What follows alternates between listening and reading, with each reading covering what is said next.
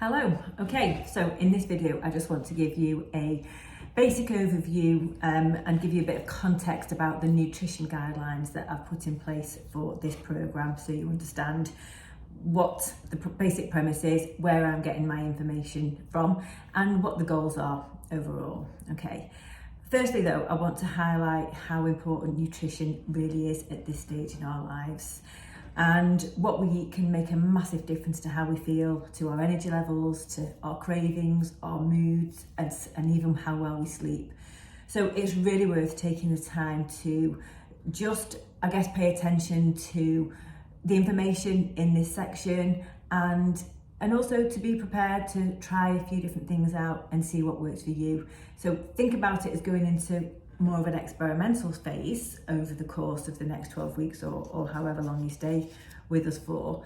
And really this is really about learning what works for you. Okay, so there are some general guidelines, but we're all individual, and I want to support you over the time that you're with this program to actually figure out what actually works best for you. Okay. Now, just to give you some ideas where I get my information from. So as a personal trainer, I'm also qualified as a nutrition advisor. And what that allows me to do is to do a lot of research into nutritional guidelines and different types of diets. And as you know, it's very complex and often contradictory when you read different bits of information, but also to help you to navigate that whole area of nutrition and help you make sense of what's out there and what should, what the key takeouts are that you can apply to your own diet. Okay, so I have done a number of courses. One of the biggest ones that has influenced my approach has been with Dr. Stacey Sims. I provide a reference in the text for you to have a look at that. And the reason that I've taken that course and looked more closely at that is because she really focuses on the data and the research about what works for peri and post-menopausal women. And that's really important because this is a relatively new area of sort of science and understanding and even interest, really. A lot of data and nutritional science has been done on experiments done with healthy men or younger women. So we do have to be able to look at the context about a lot of the nutritional advice that we see and see, well, how is this relevant for me at this life stage? Because our bodies are changing, our hormones are changing, and hormones have a massive impact on our diet, on how food affects us, on how exercise affects us, how stress affects us, and they're all linked in to overall how well we function. Okay, so that's the lens that I tend to look at from food when I look at nutrition. The other thing that's really important here is, again, if you come into this program, it's about getting strong, and what we eat plays a huge impact in how we grow muscles and become stronger, get stronger bones, because again, that's part of a consequence or an impact of adding exercise. And that's a really important thing that we have to factor in. So that's the lens that I'm looking at this through. What's going to be good for menopausal, peri and postmenopausal women? What's going to help support us if we want to get stronger? What's going to help us feel our best? And that means having energy, good moods, good sleep. That's what we're looking for when we look at any advice, okay, around nutrition. So that's really where I'm coming from in this. So I hope that helps you get some context about why I've put together the approach that I've put together. That's what I'm working towards, and I hope you agree with that. So the overall guidelines, there's more videos in this section that you can have a look at. But the overall guidelines, just to summarise them, are about increasing the amount of protein in your diet, or making sure that you're eating enough, increasing the number of plants that you eat and plant-based food because they help with the gut microbiome.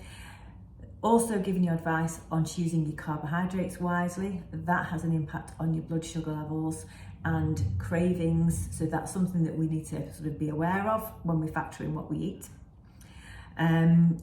I do advocate prioritising filling meals and maybe having 3 filling meals a day rather than constant grazing. That said, and it goes with all of the advice, I will help you find the right approach to you, because we're all different and we do have to figure out what works for us, okay? So I'm not anti-snacking, but what I would be doing is saying, well, let's have a look at why we're snacking. Are we snacking because we're not eating properly? Are we snacking because we've got habits that maybe aren't great? Or are we snacking because our diet's falling short in some ways and it's making us hungry more frequently than we should be? So that's a big area to look at, because it's something that we all like to have snacks for different reasons. I'm laughing because I'm with you. But this is something that when we look at the overall context of what we're eating and how it's affecting us, we do have to put a spotlight on snacking, so we will, okay?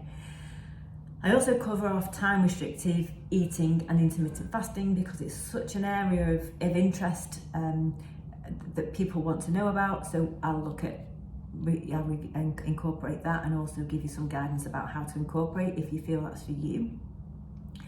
Another thing that may be less well known is about how you eat around exercise.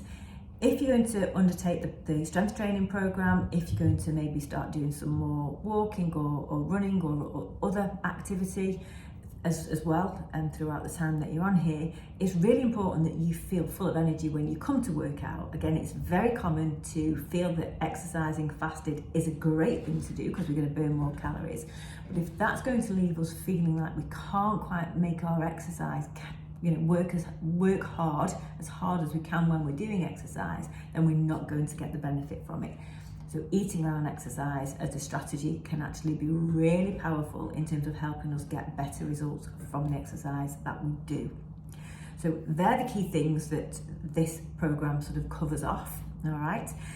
What I also want to do is help you find a balance that you can live with as well, all right? Because we want to have a glass of wine, we want to eat cake, we want to go on holiday, we want to be able to socialise, we don't need to be having or living this perfect diet of 100% compliance with all these food rules if it causes us stress and we don't enjoy it, okay? So it's all about you finding a balance that works for you and being okay with that. You know, we're adults, we can set our own boundaries.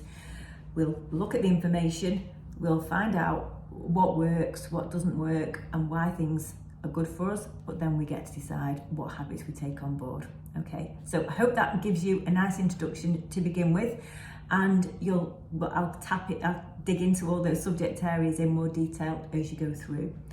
But importantly, this isn't just an online program. I really want this to be a community. I want this to be a place where we can speak to each other, where we can ask questions, where we can engage with other people in the group. So if you have any questions, aren't sure about anything, want some ideas, want some more, someone to sort of help you navigate this whole area, which is complicated, then please put questions in the chat, ask questions. That's really how I want to help you make the most out of this program and make it right for you.